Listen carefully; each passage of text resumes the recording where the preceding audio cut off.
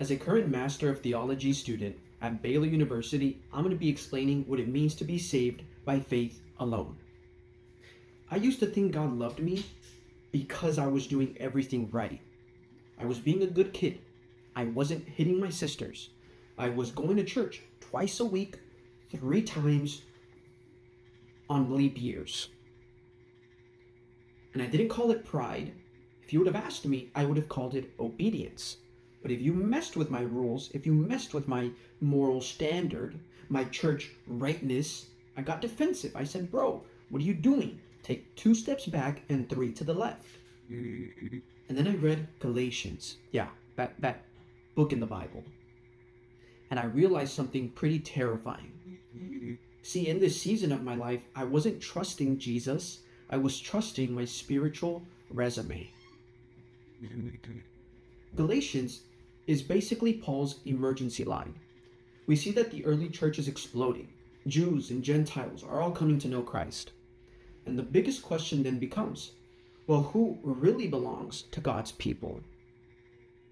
And for centuries, we see that the Torah defined belonging, where it was either circumcision for men, or these food laws, or the Sabbath, like these different identity markers. So the question was pretty personal, but also pretty brutal. If Gentiles want in, do they need to become Jewish first? Galatians exists because some Jewish Christians said, yes, they do. But Paul, on the other hand, says no. And he says it with more fire than almost anywhere else. I remember, for me personally, when I figured out that I was measuring people by these markers and not really by Christ. Not circumcision, but our modern version of markers, whether it was like what they post or how they talk, or if they know the right phrases to say, or if they look like they belong. And the reason that I love markers is because markers let me feel safe.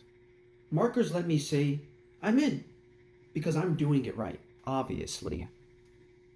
In Galatia, Paul preached Christ and people received the Spirit. And then, check this out, we had rival teachers come in after Paul, after every city he was going through on his missionary journeys, kind of like a cleanup crew, and they were saying, faith is great, but you need the Torah also. You need circumcision also. You need these Jewish boundary markers as well. And so Paul, on the other hand, is basically saying, you're trying to rebuild a wall that God already tore down. And so here's the issue that we see. The rival teachers weren't necessarily trying to hate on the Gentiles. They thought they were protecting a sense of holiness or identity or unity. But Paul sees something even deeper. If you make the Torah the doorway again, all you're doing is saying these 3 things. Christ isn't enough, the Spirit isn't enough, and the cross wasn't enough. This is why Galatians can feel so emotional, because it's not just this small tweak that we're seeing, it's a whole different gospel. And here's what's pretty scary. You can preach Jesus and still deny Jesus by making belonging depend on what you can control. Paul isn't saying that the Torah was evil. He's saying that the Torah had its season in salvation history. So here's a simple frame, a simple salvation history frame so that we're all on the same page.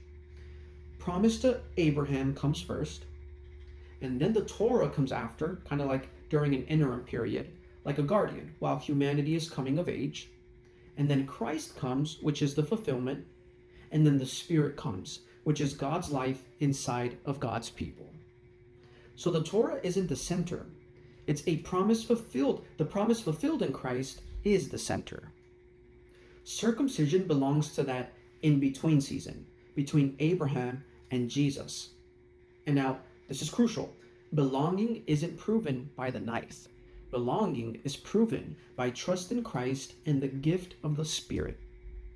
That's why Paul can say categories like Jew and Gentile.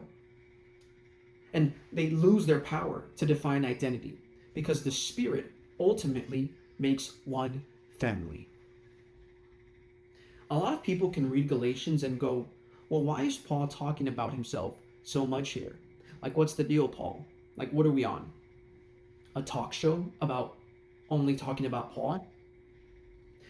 Because credibility is the battlefield, and the rivals ultimately attacked his authority. So Paul does something pretty brilliant. He builds trust. Ancient rhetoric calls this ethos, which is establishing the speaker's reliability.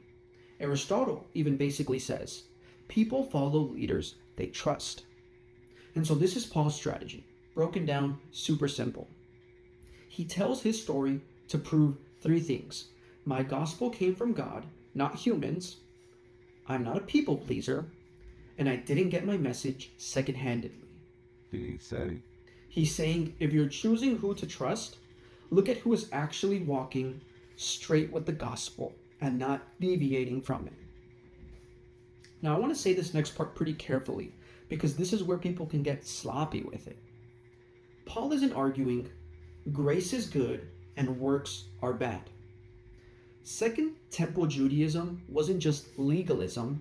Many Jewish texts frame the Torah as response to grace, or this covenant life. So what is Paul even opposing then? He opposes using the Torah as a boundary marker for who belongs, especially when God has already gifted the Spirit to the Gentiles. And so in other words, Paul is not anti-good works. Paul is anti-works of the law as the doorway into the family. Because now what counts is what Paul says pretty plainly. Faith working through love. And that completely shifts the whole moral life from moving away from external markers now into internal transformation. Paul's vision is pretty risky because rules feel safer than relationship. If you remove the guardrails, someone can abuse freedom. And Paul knows that. So he says, if you keep sowing to the flesh, self-centered impulses, you reap destruction. If you sow to the Spirit, you reap life. And so the Spirit isn't just comfort. The Spirit is a type of power for a new kind of human. If your Christianity doesn't change how you love people, you may have adopted a label and not a life.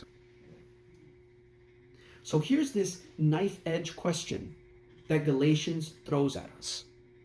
Will you treat the cross like it actually finished the job? Or will you quietly turn the clock back and build your identity on something that you can measure? Because the human heart loves a system where we can rank ourselves. And if I'm honest, part of me kind of still wants God to say, show me your performance and then I'll love you. Galatians doesn't just argue theology. It exposes the addiction underneath religion. And it's one word: control.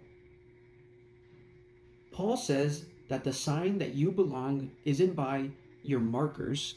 The sign that you belong is by knowing that Christ has claimed you and the Spirit is forming Christ in you so that you live a new life of love. And so that means you're not proving yourself into the family. You're living from the fact that you've already been adopted.